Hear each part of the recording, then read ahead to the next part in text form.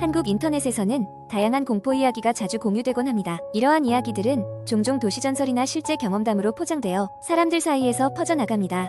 다음은 그런 공포 이야기 중 하나를 극도로 상세하고 길게 구성한 것입니다.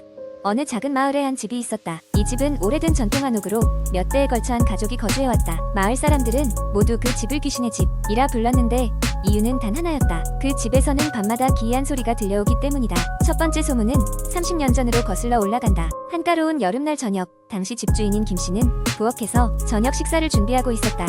그는 날이 저물어갈 무렵 갑자기 오한이 몰려오면서 덜컹거리는 소리를 들었다고 한다. 소리는 부엌 바깥쪽 마당에서 들려왔고 분명 아무도 없는 것으로 확인된 공간이었다. 김씨는 혹시 도둑일까 염려하여 조심스럽게 마당으로 나갔다. 하지만 그곳에는 아무도 없었다. 다만 마당 한 구석에 놓여있던 낡은 양동이가 혼자서 조금씩 흔들리고 있었다고 한다. 김씨는 잠시 혼란스러워하다 그냥 바람 때문이겠거니 하며 무시했다. 하지만 그날 밤 집안 여기저기서 이상한 소리가 계속 들렸다. 그는 대수롭지 않게 여기며 잠을 청했지만 그 이후로 매일 밤 같은 소리가 들려왔다. 점차 소리는 더 명확해졌고 다양해졌다. 우문거리는 소리, 낯선 발소리, 심지어는 멀리서 흐느끼는 여인의 소리까지 들려오기 시작했다. 김씨 가족은 소리에 잠을 이루지 못하는 날이 많아졌다. 그래서 용하다는 무당을 초대하여 집을 한번 점쳐보기로 했다. 무당은 집에 들어오자마자 얼굴이 창백해지며 말했다. 이곳은 오래전부터 혼이 깃들어 있군요. 무언가 한이 깊고 그것이 계속 여기 머물고 있는 것 같습니다. 무당은 여러 가지 의식을 치렀지만 효과는 없었다. 소리는 여전히 들려왔고 점점 더 강렬해지는 듯했다. 이후로도 몇 명의 무당과 성직자가 방문했지만 아무런 효과를 보지 못했다. 결국 김씨 가족은 다른 곳으로 이사를 결정하게 되었고 그때부터 그 집은 아무도 살지 않는 빈 집이 되었다. 하지만 마을 사람들 사이에서는 이 집에 대한 소문이 끊이지 않았다. 그리고 얼마 후 그 집에 살았던 김씨의 막내딸이 꿈 이야기를 마을 사람들에게 털어놓게 되며 소문은 다시 확산되었다. 그녀는 어느 날 밤 꿈속에서 한 여인이 나타나 저를 부르는 거예요. 그녀는 서글픈 표정으로 이곳에서 나를 풀어줘라고 말했어요. 라며 꿈이 너무 생생해 몇 번이고 같은 꿈을 꿨다고 했다.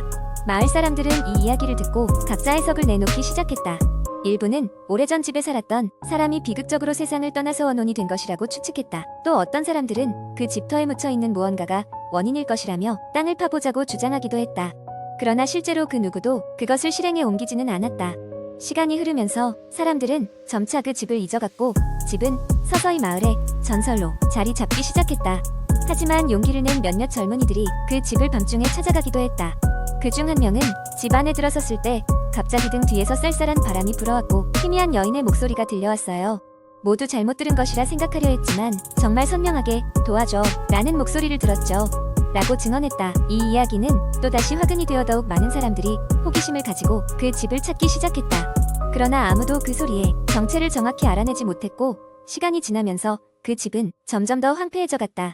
오늘날까지도 그 집은 여전히 마을의 가장자리에서 무시무시한 분위기를 자아내며 서 있다. 그리고 아직도 종종 그 집 근처를 지나치는 사람들은 밤이 되면 묘한 소리가 들린다고 말하곤 한다.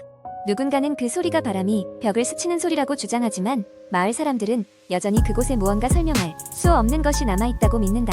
혹시나 당신이 그 마을에 방문하게 된다면 꼭 한밤중에 그 집 근처에서 소리에 귀를 기울여 보길 바란다. 아마도 그 여인의 목소리를 듣게 될지 모른다. 두 번째 이야기 한국 인터넷에는 다양한 종류의 공포 썰이 많지만 그중 하나를 길게 풀어보겠습니다. 이 이야기는 인터넷 커뮤니티에서 전해져 내려오는 도시 괴담의 형식을 따랐습니다. 어느 날 서울의 한 구석진 동네에 새로운 주민이 이사를 오게 되었다.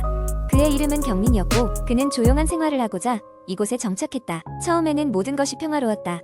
작은 아파트는 오래된 건물이었지만 적당히 아늑했고 그가 필요로 하는 모든 것이 구비되어 있었다. 하지만 이사를 온 지 몇 주가 지나자 이상한 일이 생기기 시작했다. 밤이 되면 경민의 방 바로 위층에서 무언가를 끄는 소리와 가벼운 발소리가 들렸다. 처음에는 위층 사람이 밤에 활동적인가 보다 하고 대수롭지 않게 넘겼다.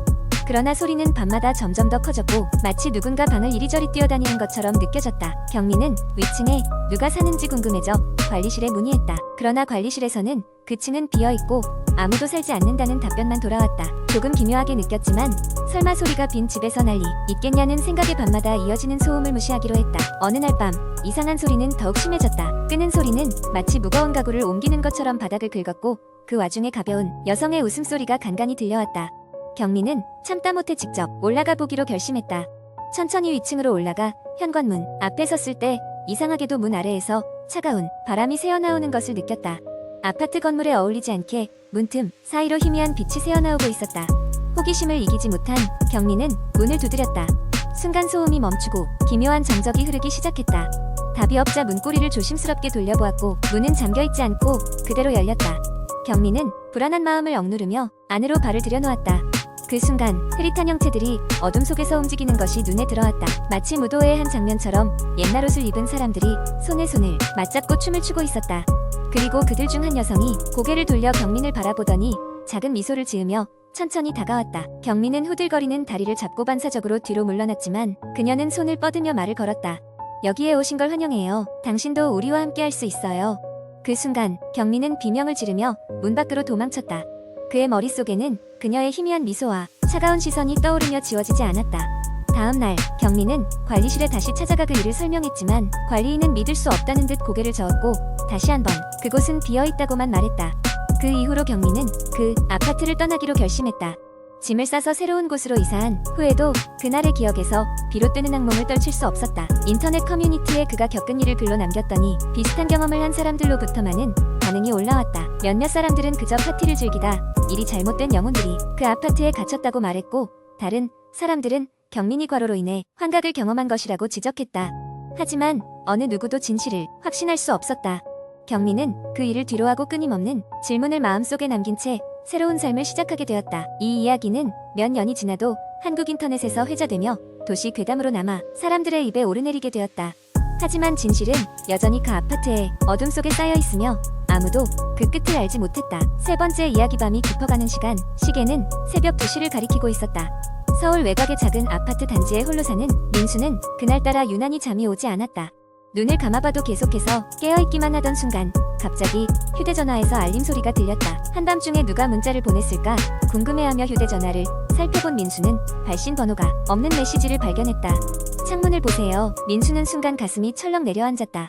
장난 문자라고 생각했지만 은연중에 오싹한 기분이 들었다. 곧 괜찮다고 스스로를 설득하고 다시 눈을 감아보려 하지만 그 메시지는 그의 마음에 뿌리를 내리고 말았다. 결국 민수는 침대에서 일어나 창문으로 천천히 다가갔다. 커튼 사이로 바깥을 살짝 내다보니 놀랍게도 밖에는 아무것도 보이지 않았다. 단지 바람에 흔들리는 나뭇가지 소리와 멀리서 들려오는 자동차 엔진 소리뿐이었다. 안도의 한숨을 내쉰 민수는 으스스한 기분을 떨쳐내고 다시 침대로 돌아갔다. 하지만 얼마 지나지 않아 이번에는 아파트 현관에서 가벼운 노크 소리가 들렸다. 너무나도 작은 소리였지만 깊은 밤의 적막함 속에서 민수의 온 신경을 집중시키기에 충분했다. 그는 현관문으로 다가가 문 너머를 바라봤지만 보안용 모니터에는 아무것도 보이지 않았다. 문 밖에는 인기척이 전혀 느껴지지 않았고 주변은 고요함 그 자체였다. 처음에는 주저했지만 결국 그는 문을 열어보기로 결심했다. 그러나 문을 열었을 때 그곳에는 아무것도 없었다. 다만 바닥에는 노란색 봉투 하나가 놓여 있을 뿐이었다. 혼란스러운 마음으로 봉투를 집어든 그는 그것을 뜯어보았다. 그 안에는 낡고 오래된 사진 한 장이 들어있었다. 그 사진에는 민수가 초등학교 시절 찍었던 졸업식 사진이었지만 왠지 모르게 사진 속 사람들의 얼굴이 흐릿하게 변색되어 있었다. 특히 민수의 얼굴은 중간에 구멍이 뚫려 있어 더욱 기이했다. 이상한 기분에 사로잡힌 민수는 사진을 유심히 관찰했다. 그 순간 알 수 없는 싸늘한 기운이 그를 감쌌고 그의 뒤에서 서늘한 한숨 소리가 들려왔다. 용기를 내서 뒤를 돌아보았지만 거기에는 아무것도 없었다. 믿을 수 없는 상황 속에서 민수는 혼란스러움과 공포 속에 빠져들었다. 그날 밤 이후로 민수의 일상은 완전히 바뀌었다. 집에 혼자 있을 때면 항상 누군가가 지켜보고 있는 듯한 느낌이 들었고 밤마다 알 수 없는 그림자들이 방 안에서 스치곤 했다. 점점 무기력해지던 민수는 결국 이 모든 것들을 스스로 해결하고자 결심했다. 사진에 나왔던 초등학교를 찾아가기로 한 것이다. 몇 주 후 민수는 오래된 교실에 앉아 과거의 기억을 더듬어보고 있었다. 그러던 중 문득 그와 가장 친하게 지냈던 친구가 심각한 사고로 세상을 떠났다는 사실이 떠올랐다. 그리고 그 친구는 항상 그를 지켜보던 것을 좋아하고 졸업식 사진을 찍는 날에도 곁에 있었던 것이 문득 기억났다. 민수는 친구의 추억을 떠올리며 그 미스터리한 현상들이 그의 친구가 전하고 싶었던 메시지인지도 모른다는 생각을 했다.